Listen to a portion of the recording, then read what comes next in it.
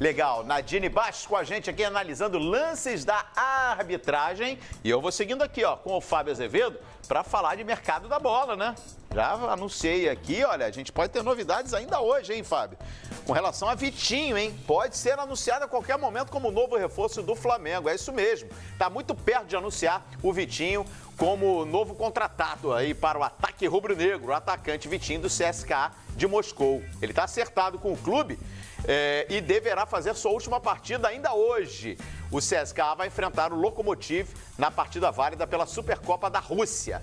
Contratado por 10 milhões de euros, cerca de 45 milhões de reais, Vitinho chega com a contratação mais cara na história do clube.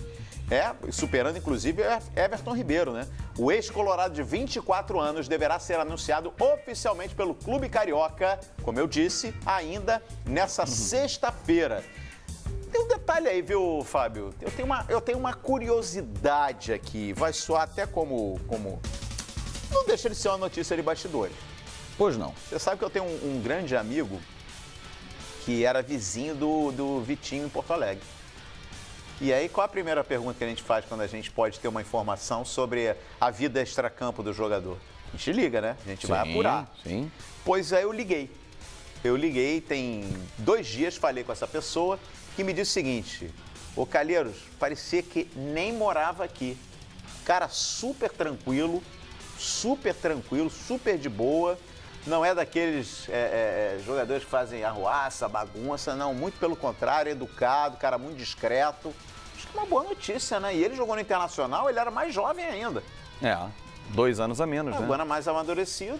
24 anos, né? Tá rodado, né? De clubes e também com experiência internacional. Assinando o contrato e sendo anunciado, acho uma ótima reposição para a saída do Vinícius Júnior. Tem que só aguardar, porque o futebol, a assinatura vale muito, né? Pelo menos quando um jogador é apresentado. Depois que ele é apresentado, assinou o contrato, começa a brigar, quer ir embora, aí a assinatura passa a não valer tanto. Mas para ser anunciado e apresentado, precisa da assinatura, por isso o Flamengo está um pouco reticente em vir a público. Já criou uma expectativa na rede social, tem hoje essa decisão. O CTS já faz parte do acordo, isso, olha, joga a decisão e aí o CSKA depois libera você, porque o Golovin foi liberado, foi vendido ao Mônaco, a gente mostrou agora há pouco aí. Então, assim, ele perde 2 peças importantes, né? Mas é uma reposição à altura e vejo como investimento, não gasto. 45 milhões de reais. É diferente você trazer por esse valor, mais fácil você vender, né, no mercado brasileiro. Mas vejo com um jogador de 24 anos com potencial de revenda daqui a 2, 3 anos. O Flamengo pode recuperar esse investimento, isso sem falar no ganho técnico. Porque você com o Vitinho ganha em técnica, em qualidade, esse time do Flamengo que já é muito bom. E característica, né? É aquilo que a gente estava falando, que eu falei agora há pouco. O Flamengo tem estabelecido ao longo dos anos um conceito de futebol. E por isso que acho que mais uma vez acerta. Porque tá perdendo 2 jogadores de velocidade lado esquerdo de campo, tá repondo com o outro. Exatamente. A característica é muito semelhante. Quem é melhor, quem é pior, isso aí é conversa pro torcedor. Claro que o Vinícius Júnior, acho que um dia vai chegar num patamar muito acima desses outros nomes. Sim. Mas o Vitinho é uma reposição legal, bacana. Vamos ver números dele pelo CSKA? Coloca na tela aí alguns números do Vitinho, que é muito bom jogador, hein? Que não jogou muito tempo no CSKA, por isso que os números também não são altos. Esse só da temporada passada, né? Vamos ver, ele tem 11 gols em 46 jogos, o que dá uma média de 0,24, né? Ele não é o 9. Por jogo. Ele não é o goleador. Ele tem um jogo nessa pré-temporada 18-19. Isso, que ele foi até substituído. E com o Vitinho em campo, olha aí, ó, o CSKA conseguiu 26 vitórias, 9 empates e sofreu 11 derrotas. Tá aí o Vitinho, a qualquer momento, podendo ser anunciado como reforço para a sequência do Flamengo na temporada. Flamengo que tem Libertadores, tem Copa do Brasil, tudo nesse mês de agosto, tem 2 pedreiras. Pesado. E essa liderança para sustentar na ponta da tabela aí do Brasileirão, hein, Fábio? Para seguir com aquele mantra, né? Segue o líder, né? Que o torcedor tá brincando o tempo todo e já há algum tempo nas redes sociais. E tem algumas questões a resolver. Por exemplo, o Guerreiro, o contrato acaba dia 10 de agosto. Vai renovar? Ontem até a gente estava debatendo no Rodada e o Silva falou assim, mas o Guerreiro disse que está nas mãos do Flamengo. Sim, nas mãos do Flamengo é muito cômodo.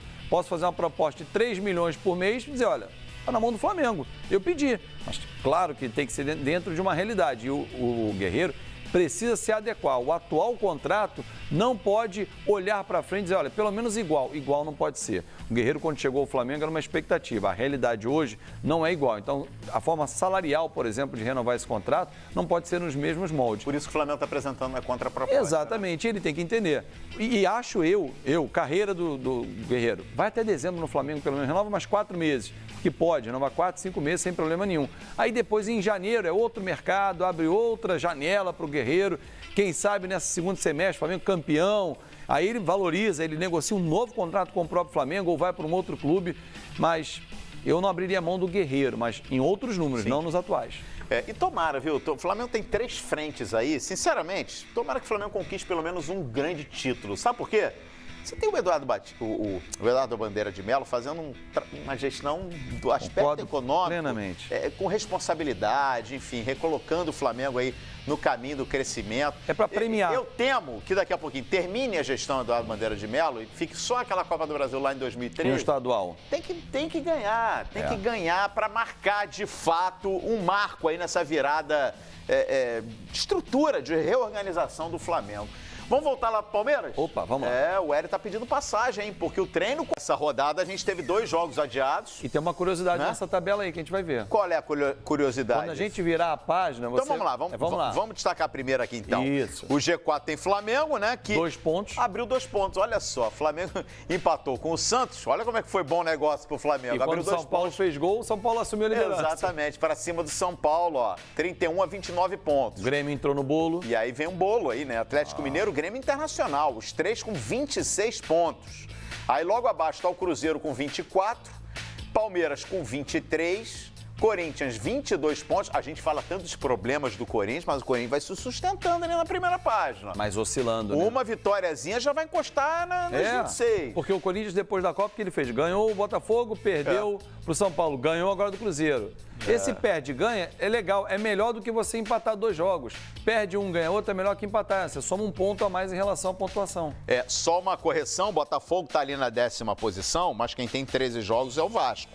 Né? O Botafogo tem 15 jogos. 15 jogos. E aí vem a curiosidade que eu quero falar. Aí sim a gente vai virar a página, porque o Vasco é logo o 11º colocado. Aí sim o Vasco com 13 jogos. Então, e aí o Vasco, vamos pegar os 2 jogos que ele tem. Santos, vai ser um jogo fora de casa, e Atlético Paranaense. Digamos que o Vasco vença os 2 jogos. Uma hipótese, que não é nada do outro 25. mundo. Vai a 25 pontos, ele cola lá no G6, ele ultrapassa o Cruzeiro, ele vira 6º colocado. Olha só, hein? Como o Vasco tem... Claro que ele vai ter uma obrigação muito grande, ele vai pegar um Santos diferente de agora. Sim. Vai ser um Santos já com Brian Ruiz, com o Sanches, provavelmente, com um novo treinador. Mas tem 2 jogos ainda para tentar sair dessa segunda página. São 2 jogos com adversários que estão abaixo do Vasco na tabela, né? Exatamente. Santos e Atlético Paranaense. Olha aí o esporte né? O esporte que eu falava, o esporte estava lá em cima antes da Copa do Mundo. 3 rodadas, perdeu, poderia estar numa situação bem melhor. Próxima rodada, coloca aí a próxima rodada. Vamos primeiro com resultados? Então tá, os 8 jogos finalizados aí dessa 15ª rodada, que começou com a vitória do Fluminense no Maracanã, 1-0 para cima do Palmeiras, o Galo fez 2-0 no Paraná, empate na Vila Belmiro, vitória do Corinthians e vitória do Vitória, com perdão da redundância, só os mandantes, hein? Vencendo um empate na Vila. É isso que eu ia te chamar a atenção. Na rodada anterior, a gente teve um visitante vencendo, e dessa vez ninguém. Foi o Fluminense. Essa, nenhum visitante em 8 jogos. Olha aí, Botafogo fez 1-0 na Chape, Grêmio de virada 2-1 no São Paulo e o América bateu o Inter 2-1. Aí os 2 jogos adiados, né, para o fim do mês. Atlético Paranaense e Vasco, Ceará e Bahia. Poucos gols também, né? Placares apertados ali. Magrinha essa rodada. A próxima rodada começa amanhã, o único jogo do sábado, né? 4 da tarde, lá no PV, no Presidente Vargas, Ceará e Fluminense. Domingo são 2 jogos naquele horário, 11 da manhã, Vasco e Corinthians em Brasília, Palmeiras e Paraná no Allianz Parque. Depois, às 4 da tarde, Cruzeiro e São Paulo, no Mineirão, Atlético Paranaense e Vitória. E virando a página aí, nós temos mais Flamengo Sport no Maracanã, Internacional e Botafogo no Beira-Rio, Chapecoense e Grêmio, Santos e América e lá na segunda-feira, Bahia e Atlético Mineiro. Já preparou o palpitômetro? Palpitômetro, já preparei. Você sabe que eu fui razoavelmente bem. Acertei Botafogo 1-0, acertei Vitória 1-0, acertei a vitória do Fluminense Ah, não foi mal. Não. Ah, não foi mal. Eu fui mal assim no Flamengo, errei. Tá. Né, o Grêmio, São Paulo, errei. Errou? Assim, Você botou o quê, Grêmio de São Paulo, por curiosidade? Eu botei empate 1 a 1. Botou empate? Era um resultado possível. Eu acho que eu botei empate também, não lembro agora. Vamos tabelar com a galera, então. Vamos saber o que a galera está pensando.